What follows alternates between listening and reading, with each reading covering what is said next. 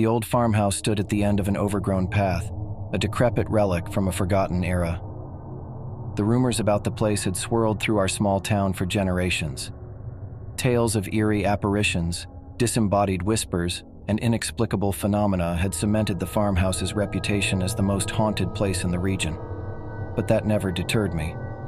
I was a seeker of the unexplained, and on this fateful night, I would finally venture inside.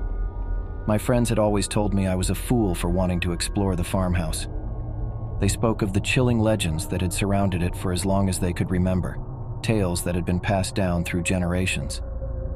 Yet the farmhouse had always beckoned to me like a siren's call, its dark mysteries too tantalizing to resist. The moon hung low in the sky, casting a silvery glow over the tangled thicket that surrounded the farmhouse. I approached the creaking front door with a mixture of trepidation and excitement. With a push, it swung open, revealing an interior veiled in shadow. I ventured inside, my flashlight cutting through the oppressive darkness. The air was thick with a musty odor, and the silence was broken only by the echo of my footsteps. The house was a decaying labyrinth of forgotten memories, and every step forward felt like a journey deeper into the past. My heart pounded as I explored room after room, each more unsettling than the last. Cracked mirrors lined the walls, their surfaces tarnished with age. The remnants of abandoned furniture seemed to stare at me with a forlorn, ghostly gaze. As I continued my exploration, I became increasingly aware of an eerie presence, as if the very walls were watching my every move. Then, I came upon a room that was different from the rest. Its door stood slightly ajar, and a soft light spilled out from within. I hesitated, my heartbeat echoing in my ears, before finally pushing the door open. What I found inside was a scene that froze the blood in my veins. The room was bathed in an eerie, cold light. At its center stood an antique crib, swathed in a tattered canopy. But it was what lay within the crib that sent a shiver down my spine. A porcelain doll, its lifeless eyes fixed upon me with an unsettling intensity. The room was dominated by an unsettling stillness, broken only by the faintest sound of a lullaby, as if carried by a ghostly breezy. It was then that I realized I was not alone. A shadowy figure, dressed in an antiquated gown, appeared before me. Her form was translucent, and her eyes held a profound sorrow. She extended a spectral hand, her voice barely more than a whisper. "Won't you stay and play with me?" A chill washed over me as I took a step back, my flashlight flickering. The figure continued to beckon, her voice growing more desperate. I had heard the stories of the ghostly child that haunted the farmhouse, but I had never expected to encounter her. As fear tightened its grip on me, I fled the room and continued to explore the house. Every corner seemed to hide another chilling secret, and I couldn't shake the feeling of being watched. Hours passed, and I was hopelessly lost in the labyrinthine mansion. It was then that I found myself in a room filled with mirrors, their surfaces reflecting my terrified expression from every angle. As I gazed into one of the mirrors, my reflection began to distort, its features twisting into grotesque shapes. Panicked, I tried to look away, but the room seemed to spin, its walls closing in on me. The mirrors seemed to multiply, and my own reflections jeered and leered at me from every direction. I couldn't escape the relentless onslaught of distorted reflections. It was as if the very essence of the farmhouse was warping reality itself. The room was a nightmarish maze, and I was its helpless victim. Just as I felt on the brink of madness, the room relented, and I stumbled back into the hallway. My heart pounded, and I knew I had to escape the farmhouse before it consumed me entirely. With every ounce of willpower, I retraced my steps, the house seeming to conspire against my escape. But as I finally burst out of the front door, I knew I had survived the night. The farmhouse had yielded its secrets, and I had come face to face with the supernatural. The legends that had surrounded the place were chillingly real, and my journey into the haunted farmhouse had forever changed me. I had dared to venture into the realm of the unexplained, and the farmhouse had exacted its price, a tale of the supernatural that would haunt me for the rest of my days.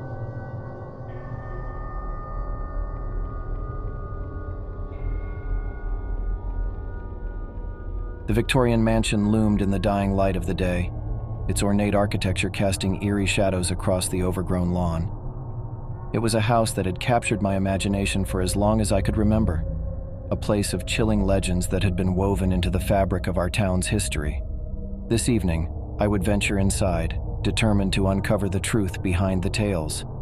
For generations, stories had swirled through our town about the house. Whispers of malevolent spirits, shadowy apparitions, and the relentless feeling of being watched had created a reputation that was equal parts dread and fascination.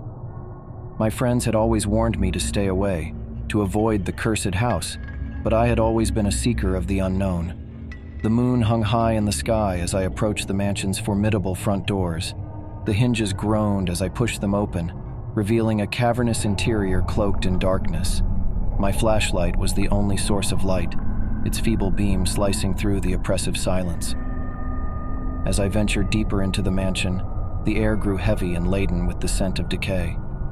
The walls were adorned with faded wallpaper, their patterns long lost to time. It was as if the house itself was a relic from another era, untouched by the passage of time. The rooms I explored held remnants of a forgotten life, a crumbling grand piano, its keys covered in dust, faded portraits of stern-faced individuals, their eyes following my every move, and forgotten toys, now covered in cobwebs. It was a place that time had forgotten, a sepulcher of memories. But the deeper I ventured, the more the atmosphere grew oppressive. The once faint sound of whispers grew louder, forming words that sent shivers down my spine. I knew I was not alone. Then, I stumbled upon a room that sent a chill racing down my spine. The air grew frigid, and my breath fogged in front of me. The room was bathed in an otherworldly pale light, and at its center stood a full-length mirror. The mirror was ornate and aged, its surface tarnished and cracked.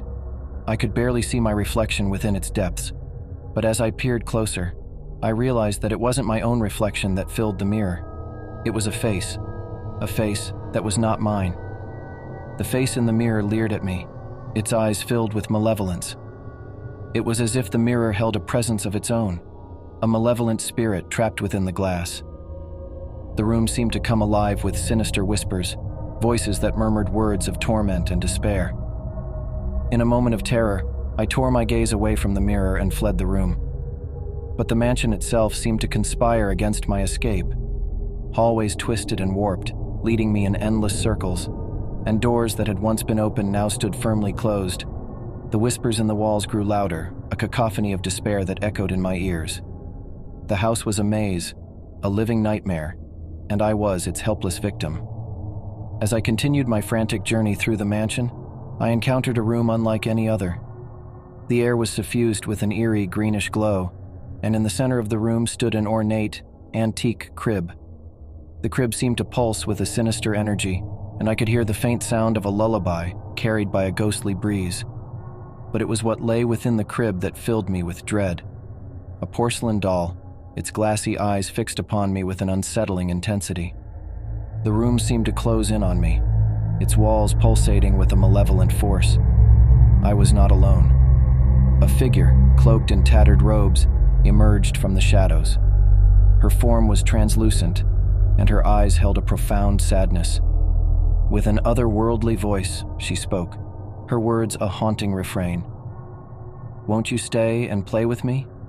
Fear gripped me, and I tried to flee the room, but the spectral figure reached out with ghostly fingers, her voice growing more desperate. I had heard the stories of the ghostly child that haunted the mansion, but I had never expected to encounter her. As the room seemed to close in on me, and the malevolent presence grew stronger, I finally broke free.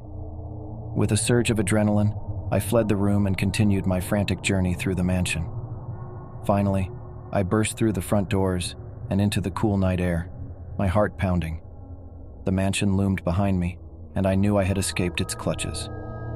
The legends that had surrounded the house were chillingly real, and my journey into its haunted depths had forever changed me. I had dared to explore the supernatural, and the mansion had exacted its price, a story of the unexplained that would haunt my nightmares for the rest of my days.